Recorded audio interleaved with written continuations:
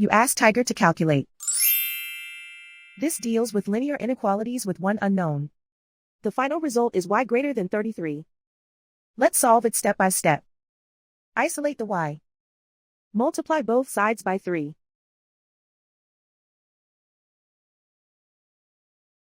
Group like terms.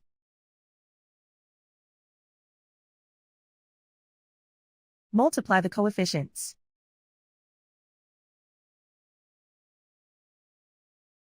Simplify the fraction.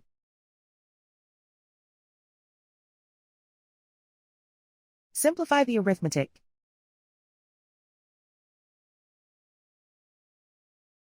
Plot the solution on a coordinate grid. And so the final result is y greater than 33.